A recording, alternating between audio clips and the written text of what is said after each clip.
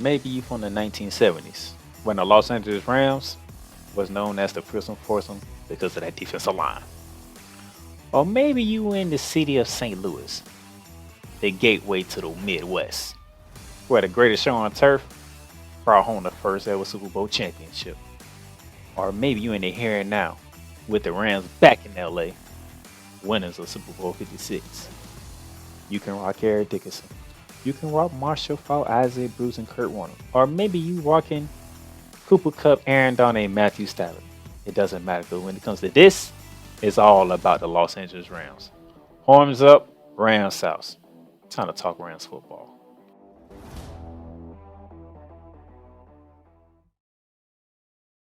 Ladies and gentlemen, welcome to season 4 of Ramily Talk here on this Thursday, August 10th. It is good to be back to talk Rams football. For those of you who are new, I am the Playmaker Darnell Solins. Like I said, this is season 4 of Ramily Talk. You know, season 1 was off to a good start. Felt good to finally do a podcast on my favorite team, the Los Angeles Rams. Season 2, we won it all. Great season. Last season, terrible.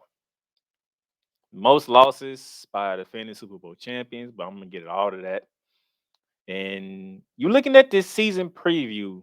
This is where, because the preseason is right around the corner, and since I don't really cover the preseason, I go through the schedule week by week, give you my thoughts, what teams have done during the off season, give you my picks to see how the Rams will do this upcoming season. So this is where we at. So we're gonna have 4 of these episodes this month leading up to the regular season kicking off. And speaking of kicking off the regular season, let me go ahead and get in here. Let's talk about what the Rams did this off season, shall we? So 5-12 last year, third in the NFC West. Most lost by a defending Super Bowl champion when we won Super Bowl 56 over the Cincinnati Bengals. But most losses surpassing the Denver Broncos in the 99 season, I want to say, 1999 season, 2000 season. Um, it was a very tough year dealing with injuries, dealing with all types of stuff. Matthew Stafford completed 68% of his passes. He threw for over 2,000 yards. He was almost threw for 2,100 yards, 10 touchdowns, 8 interceptions, a quarterback rating of 87.4 in only 9 games. So he only played pretty much half the season for us before we shut him down. We ended up picking up Baker Mayfield for the last 5 games, completing 63.6% of his passes for 850 yards, 4 touchdowns, 2 picks in the 5 games that he played, leading rusher. Cam Akers, 188 carries, 786 yards rushing with 7 touchdowns, of course. Coming into last season, the Triple Crown wide receiver that was Cooper Cup, 75 catches, 812 yards, and 6 touchdowns in the same amount of games that Matthew Stafford played, only 9. As you can see here, that those of you who are watching on YouTube, we signed Wars Freeman. There's a reason why behind that. We end up bringing in Demarcus Robinson from the Baltimore Ravens, Taylor Johnson from the Tampa Bay Buccaneers, Aikido Witherspoon from the Pittsburgh Steelers. Another cornerback we brought in is Vincent Gray from the New Orleans Saints, and we brought back just this about a couple of days ago. We just brought back safety John Johnson the third, who was playing with the Cleveland Browns. He's back in the fold with us. It's good to see him back. He took his talents to Cleveland for a while. Now he's back in the fold, which is good. But you see the departure list. Those of you who are watching this on YouTube, we have Bobby Ratner for one season. And who was the leader of the defense that one season for us last year. He goes back to Seattle. We trade Jalen Ramsey to the Miami Dolphins. Leonard Ford went off to Buffalo to join Von Miller. Quarterback John Wolford, he's in Tampa right now, fighting for that third slot, second slot behind either Baker Mayfield or Kyle Trask over there in Tampa. Defensive tackle Ashawn Robinson went to the New York Giants. Offensive lineman Chandler Brewer is he's going to Jacksonville, where I reside at right now in Jacksonville, Florida. He's with the Jaguars. Wide receiver, special teamer Brandon Powers with the Minnesota Vikings. Taylor Rapp joined Leonard Ford out in Buffalo to rejoin with Von Miller. Offensive lineman David Edwards is also in Buffalo. We lost Nick Scott in free agency to the Cincinnati Bengals. We bought back Sony Michelle, but he retired. And then we obviously quarterback Baker Mayfield off in a quarterback battle for the Tampa Bay Buccaneers right now. Some notable draft picks over the offseason will be, defensive end Brian Young from Tennessee in the third round when we had our first pick. Great pick. He's a force down. He was a force down with the Volunteers, giving them presence off the edge, making it hard for teams to get off on them. We followed that up with a third round with a defensive tackle and Kobe Turner, big clog in the middle for the Wake Forest Demon Dinkins when he was there. So we got some size, we got some speed on the edges, was what we need to help out with Aaron Donald, who's going to be the leader of this defense with a very young core on it with him, and also Ernest Jones, who's been I've been hearing the good things about Ernest Jones in training camp, so that's good to hear. And then the fourth round pick, which is pretty shocking, we drafted quarterback Stetson Bennett from the University of Georgia, the reigning defending national champion Georgia Bulldogs quarterback. Nobody knew what he was going to bring to the table when he was at Georgia. He went through a lot of downs for a while, but Kirby Smart gave him the opportunity, and when he gave him the opportunity, back-to-back national championships for the University of Georgia Bulldogs. So, as a Gator fan, I hate saying that, but if we're gonna keep it real, Stetson Bennett did his job down in Georgia, so it's interesting to see that he'll be backing up Matthew Stafford, who is also a fellow Georgia Bulldog. So it's interesting how their relationship progresses during this time. Obviously, Matthew Stafford will be the starter for the Rams, but it will see if Stetson Bennett would be the second quarterback on the depth chart, or would it be Bryce Perkins, who is still with the Rams.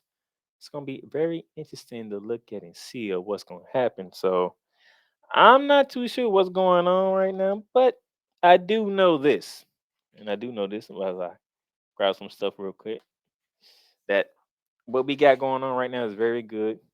I'm ready to see how this rolls and whatnot. So that's where we at right now for as the Rams go and what they did this offseason. And then with that being said, we gonna take a quick break right here. And when we come back, we gonna get into our first two games of the regular season, both being division opponents. We'll be back.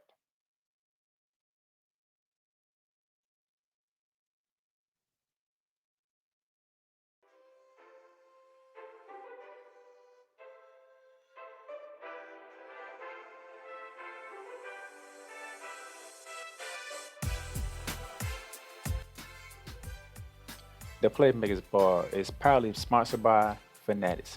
Fanatics, the number one shop where sports fans across the world love to get their sports gear and fandom on. A wide selection of gears from every league, including the NFL, MLB, NBA, NHL, the NCAA, and of course, the WWE. Whether it is football, basketball, baseball, hockey, even soccer, golf, no matter what sport it is, there's sports appeal for every fan of every sport. Fanatics, where sports fans shop and official license everything.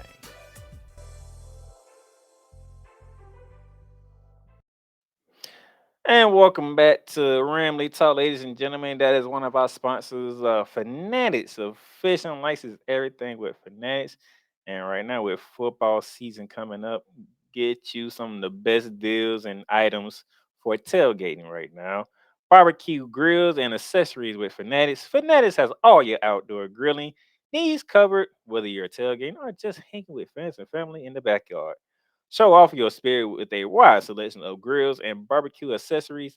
Every sports enthusiast loves to boast about their favorite team. What better way to do it than with a favorite team logo, grill cover, and a matte apron, and a three-piece barbecue set featuring a spatula, tongs, and two prawn forks. Grill covers, grill sets, barbecue sets, aprons. Make a great gift for all fans. Get it now with Fanatics. Official license, everything where sports fans shop. Now that we are back on Ramley Talk, let me go ahead and change it up here and get y'all ready for this, because this is what we have going on here. This is season premiere or season preview, so I say weeks 1 through 4. As you see here, you see the Seahawks, you see the 49ers, you see the Bengals, and you see the Colts. We're gonna start off with the first two games, both being division rivalries out the gate. Ladies and gentlemen, in week one, the beloved Los Angeles Rams, they will take the trip to where the season ended last year. That's the Pacific Northwest, when we have to travel to take on the Seattle Seahawks. Now, to take on the Seattle Seahawks, you have to realize the Seattle Seahawks made a surprising jump from 2 years ago to what they did last year. 9-8, second in the division. There was a 7 seed in MC, defeated by the San Francisco 49ers in the wild card round. Geno Smith completed just about 70% of his passes, throwing for 4,282 yards, throwing 30 touchdowns to 11 interceptions, having a quarterback rating just under 101. He was the comeback player of the year, rightfully so. And then also to cap it off with the season and off season of Geno Smith, he had a 3 year, $105 million contract extension. So he'll be the starting quarterback for the Seattle Seahawks moving forward, which is something that's nice to know.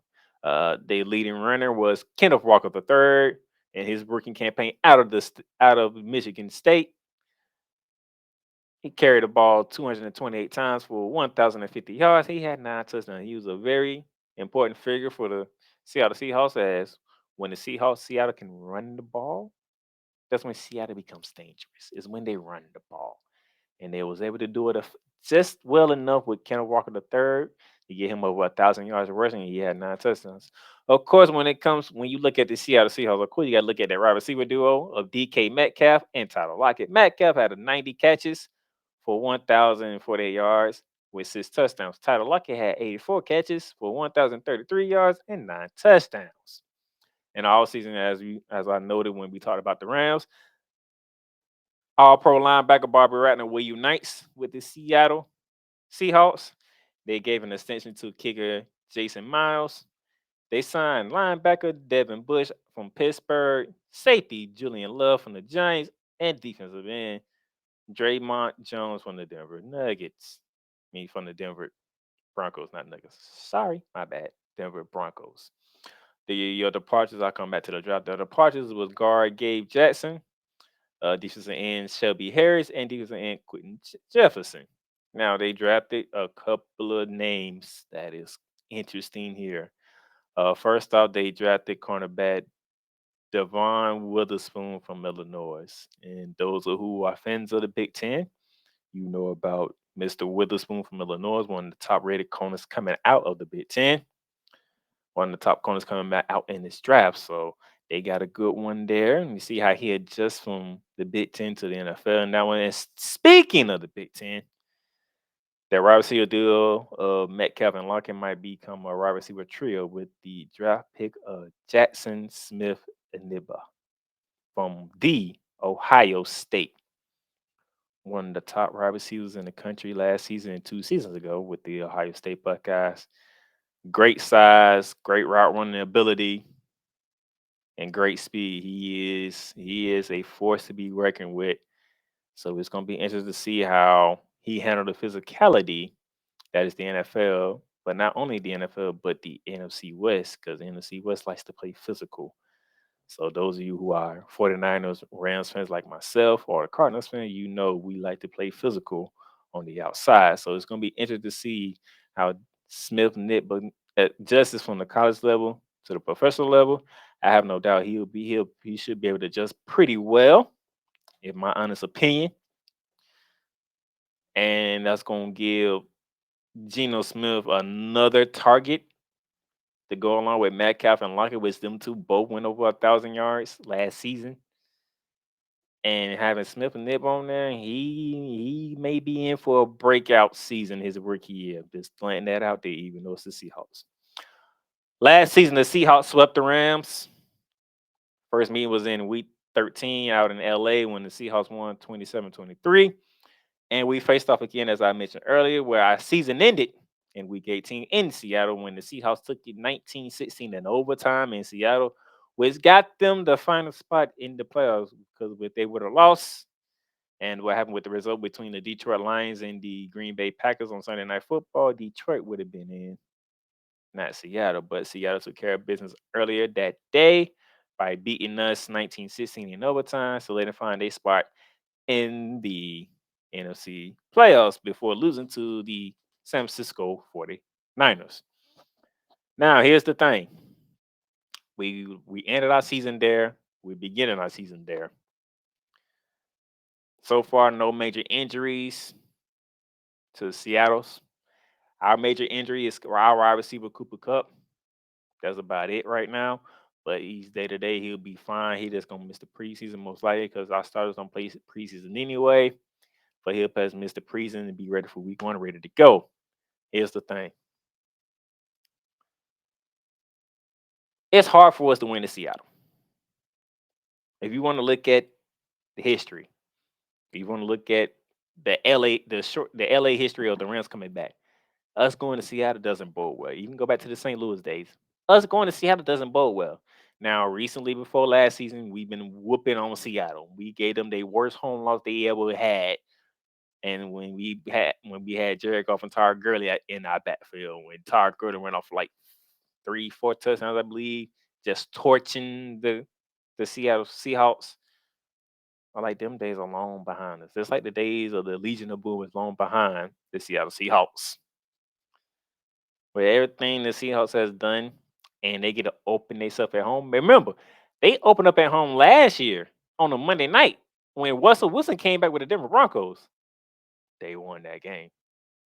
Now they get to open up their season at home again against a division rivalry against a team that they want to take control back from, like they did last season when they swept us.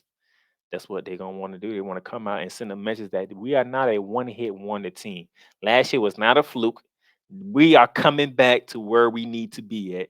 Is what Pete Carroll and the Seattle Seahawks are trying to do. They paid Geno Smith, so Geno Smith is a happy man going in that locker room. You bring back Bobby Ratner, the leader and soul of that team before he came to the Rams. He gets to get his role back to being that leader and the soul of that team on that defense. You got Tyler Lockett. You got Metcalf. You got yourself a running back with Walker the third, and now you bringing in a good wide receiver from college in Ohio State and Smith Nibba. I'm gonna be honest to my Rams fans out there. This one goes to Seattle. We're gonna start off the season 0-1. I don't see, I don't see us starting out with a win in Seattle after we lost there. With everything we've been through, we're gonna work kinks out, work everything out. We're not gonna be ready. We're gonna take an L. All right. So that's week one. We 0-1. Going down to week two, we come home for the home opener, and it's the San Francisco 49ers. Let's get into it, shall we? Because you know where I'm going. 13-4 last season, NFC West champions, second in the NFC behind the Philadelphia Eagles. Defeat the Seattle Seahawks in the wild card round, defeated the Cowboys in the divisional round before being defeated by the Eagles in the NFC Championship game. Jimmy Garoppolo completed 67% of his passes, throwing for over 2,400 yards with 16 touchdowns, 4 interceptions with a 103 quarterback rating in 11 games. The rest of them games went to Brock Purdy, who came in from Mr. Irrelevant to being irrelevant, completing 67% of his passes, throwing for 1,374 yards, 13 touchdowns, 4 interceptions with a quarterback rating of 107.3, and that's just in 9 games. In the 11 games McCaffrey played last year, especially with the 49ers after being traded to the 49ers from Carolina, 159 carries, 746 yards, with 6 touchdowns. And by the way, the last time we faced the San Francisco 49ers, Christian McCaffrey threw for 1, ran for 1, and caught 1. Just to remind Rams fans. Deebo Samuel, the Ram killer Deebo Samuel. As I said it, the Ram killer. 42 carries, 232 yards rushing, 3 touchdowns. He also had 56 receptions for 632 yards and 2 touchdowns. But the leading receiver, because the Swiss Army knife that is Deebo Samuel, so the leading receiver became Brandon Ayuk, who had 78 receptions for 115 yards and 8 touchdowns. George Kittle had a subpar year according to his standards, but George Kittle was effective when he needed to be effective with 60 catches, 765 yards, and 11 touchdowns. Now you talking about they brought in Sam Darnold. They brought in defensive tackle Javon Hargraves from the Philadelphia Eagles. and they brought in defensive end Kellen Fuller from the Las Vegas Raiders. Departure: defensive coordinator D'Amico Ryans, who is the head coach of the Houston Texans right now. Excuse me. Quarterback Jimmy Garoppolo, who left San Fran for Las Vegas.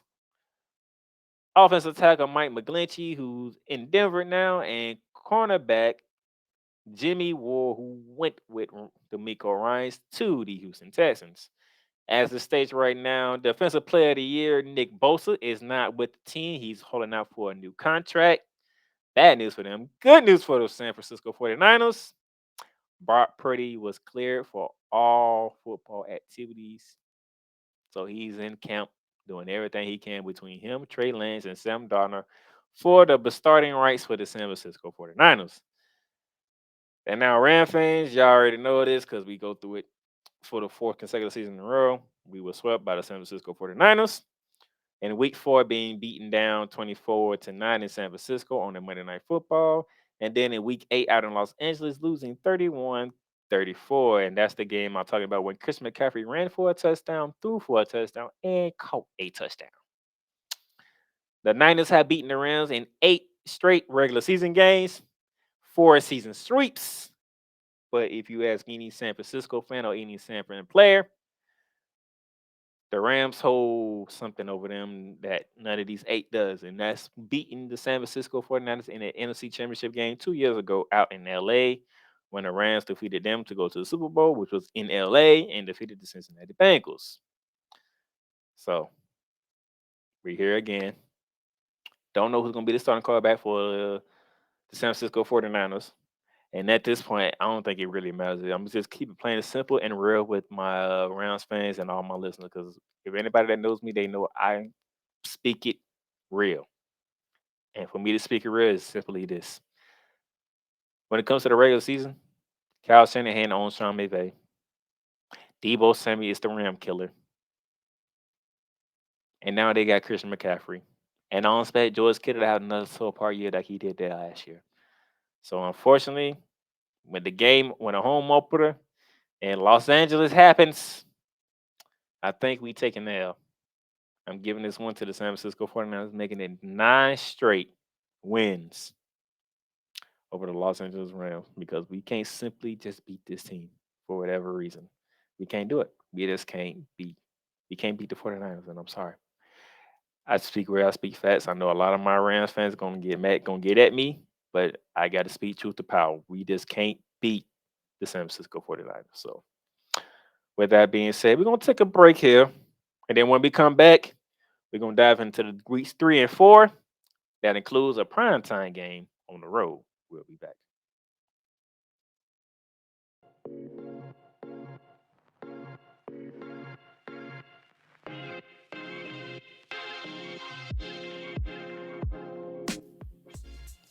The Playmakerz blog is sponsored by Paramount Plus. Paramount Plus, mountains of entertainment. So much to stream.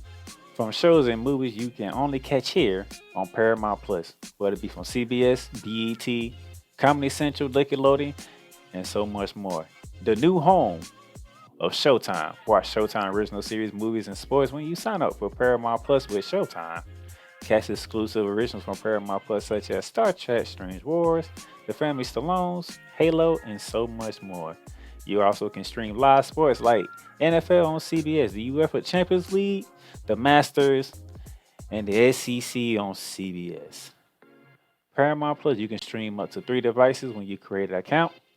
So Paramount Plus plan starts at $5.99. If you hit that link below, you can get a free trial. Paramount Plus, mountains of entertainment. And ladies and gentlemen, welcome back to Ramily Talk. Yeah, shout out to Paramount Plus. Those of you who haven't had Paramount Plus, I highly suggest get Paramount Plus. Like you said in that very commercial that y'all watch, stream live shows. You can watch original shows. You can go back and watch shows from CBS, MTV, BET. I mean, they got it. For most of the favorite shows that come on those, you can go back and watch all of them. I have been doing this. I have been doing it, and you can catch live regional sports as well. So NFL on CBS, SEC on CBS, the Big Ten on CBS. What's going to be happening right now? March Madness. Everything you like when it comes to the CBS world is on Paramount Plus. So get it.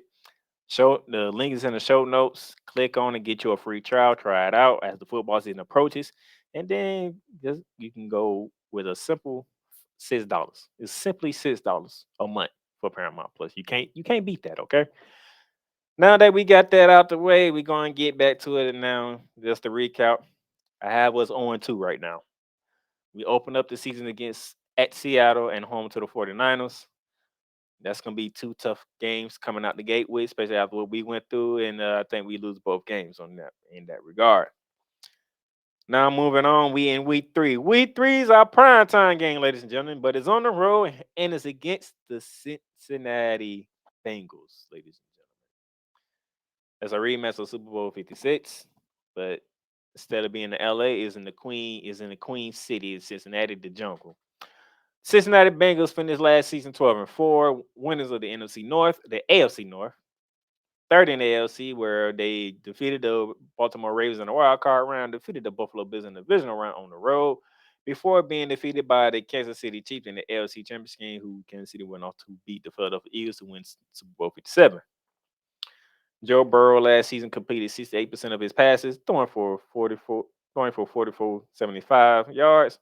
In that case, for those of you who don't realize, 4,475 yards, 35 touchdowns to 12 interceptions, but a quarterback rating just under 101. Joe Mixon, the lead back for the Bengals, 210 carries, 814 yards, 7 touchdowns.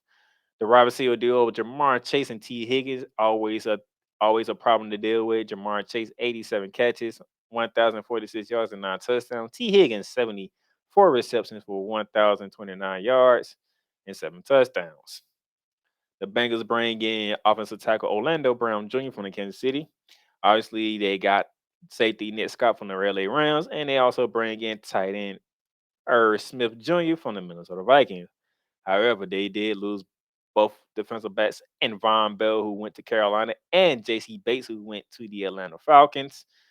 They lose backup running back Samaje Perine to the Denver Broncos, and they lost starting tight end Hayden Hurst to the Carolina Panthers. The big question right now, Joe Burrow, because Joe Burrow is dealing with that calf strain injury that he suffered. And listen to most former players talk about this injury. Normally, it's 8 weeks for that calf to feel right. So, and Jamar Chase had came out when they asked about when do he want Joe Burrow back. He said he don't mind waiting to week 5 to get Joe back because he wants Joe Burrow at 100%, not 70, not 80, not 85, not 90, not 95. He wants his star quarterback at 100%. So if it takes the week 5 to do it, he is all well good for it in week 5. And that's the case. We played them in week 3. Now, as you notice, the last meeting was Super Bowl 56 when the Rams won 23-20 in Los Angeles as the Rams brought home a championship to the city of Los Angeles in football. The last regular season meeting between the two took place in 2019, week 8, out in LA when the Rams won 24-10. And I believe that was Joe Burrow's rookie year. They didn't have Jamar Chase then. They didn't have what they have right now. So I think Joe Burrow was coming into his own in that season before he got injured with a ACL injury, I believe it was. But nevertheless, it didn't bode well for the Bengals that time. And then 2 years later, we meeting in the Super Bowl. Rams won that one. Now we meet again 2 years later, out in Cincinnati on a Monday night football game, prime time action. And ladies and gentlemen, I have the Rams taking their first W on the road. But the unknown status of Joe Burrow, don't know who the backup quarterback is for the Bengals at the moment in time. I probably should know that. I do apologize for not. But with that being said, I do believe the Rams get off the snide. They go to the Queen City on a Monday night. They handle business and they get their first W on the year, which puts us at 1-2 to start the season. Okay. And then we stay on the road for week 4 as we leave Cincinnati. And then we head to Indianapolis to take on the Indianapolis Colts. This should be an interesting one because the Colts, ladies and gentlemen, Finished the season 4-12 on the year, or 4-13 on the year. Sorry, 4-13 on the year. Finished third in the ALC South. Matt Ryan completed 67% of his passes, threw for over 3,000 yards with 14 touchdowns and 13 interceptions, and had a quarterback rating just below 84. The leading rusher was Jonathan Taylor with 192 carries, 861 yards, and only 4 touchdowns in 11 games. He due to injury. Leading wide receiver is Michael Pittman Jr. with 99 receptions for 925 yards and 4 touchdowns. Now the Colts picked up kicker Matt Gay from us, which is a heartbreaking one. They bring in defensive end Sam Ebicam from the San Francisco 49ers and formerly known as the Rams. Wide receiver Isaiah McKenzie from the Buffalo Bills. Wide receiver Bashar Perriman from the Tampa Bay Buccaneers. They lose linebacker Bobby Okuke, who's going to the New York Giants, and they traded cornerback Stephon Gilmore to the Dallas Cowboys. And they released Matt Ryan, who is not nowhere to be found right now. He's not on the roster. The main pick from the Indianapolis Colts is their fourth pick of the first round. Quarterback Anthony Richardson from the University of Florida. That's going to be interesting to see. I will say words from Indianapolis camp that Anthony Richardson is killing it. He's surprising people with his arm strength. It's not the arm strength that's the problem from Anthony Richardson. Remember, I am a Florida Gator fan, so I can tell you. We need accuracy. With the flick of a wrist, Anthony Richardson can launch the ball 60 yards. Just a flick of the wrist, it can go 60 yards without even him trying to throw. That's not the problem. We want to see the accuracy. If there's a tight window, can you put it in a spot where only your receiver can catch it? That's going to be what we need to see from Anthony Richardson. Can you place the ball where only your receiver can make the play and the defensive back is just helpless? To put it mildly, helpless. So they drafted quarterback Anthony Richardson. They have a new head coach uh, from the Philadelphia Eagles, the offensive coordinator. His name escapes me right now. Uh, if I need, I don't have his name in my head right now. I'm pretty sure somebody will tell me. But we got to see accuracy. We got to see he has the mobility. There's no question about it. Okay. Leading up to the draft, people ask me who I would compare Anthony Richardson with, and I'm sitting here thinking like, oh, so you just got the offensive coordinator from Philly as your new head coach. If my thinking is correct, he's gonna be closer to Jalen Hurts than anybody else. They're trying to say, was he Lamar Jackson? No. If anything, Anthony Richardson should be more like Jalen Hurts. They're gonna be questioning about your passing ability, and it's not because of your strength. It's because you're not accurate with the ball most of the time. And then you go back and look at the Florida games, you can see why he was not accurate. It's not the problem of throwing power or how far he can throw it or whatnot. It's just the accuracy, which is a major key when playing a quarterback position. So how does accuracy go? So he might struggle week. He might most likely he's probably going to play unless they go to Sam. I believe it's Sam Ellinger from Texas.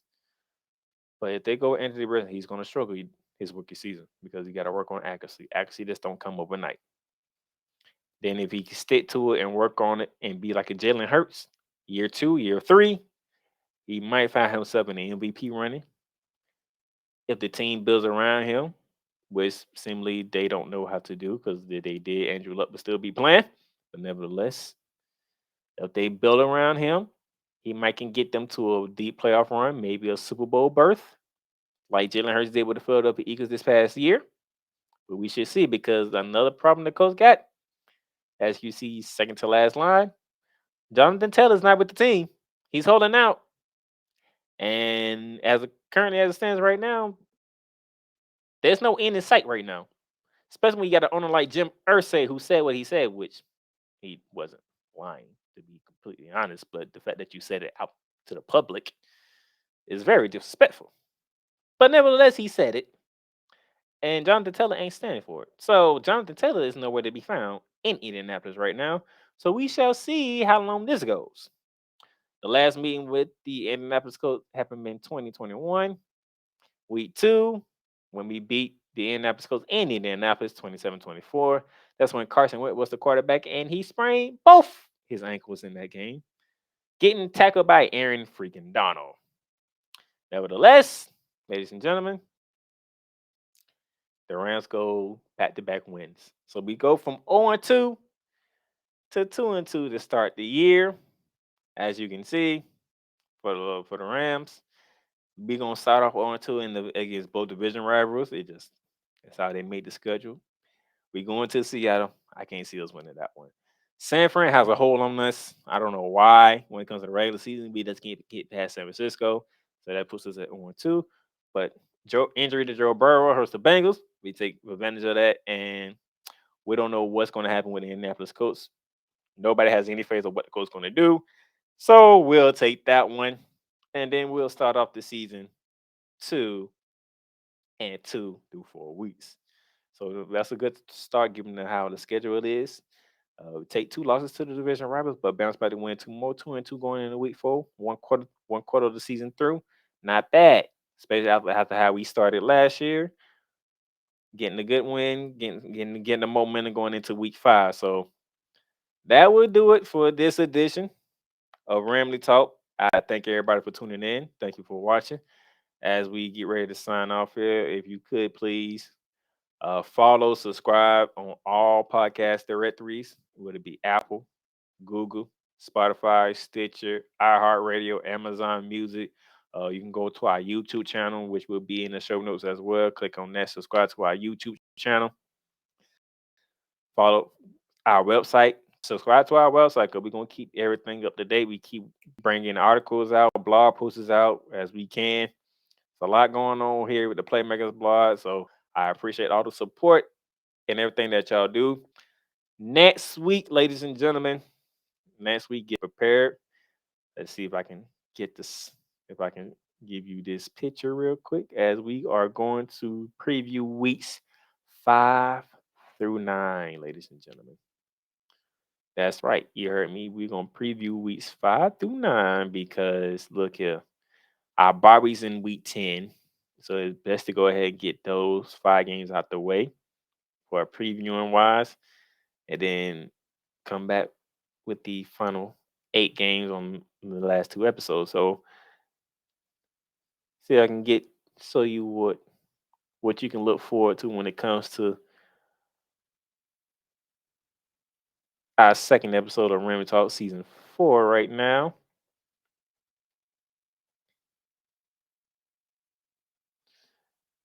Do this.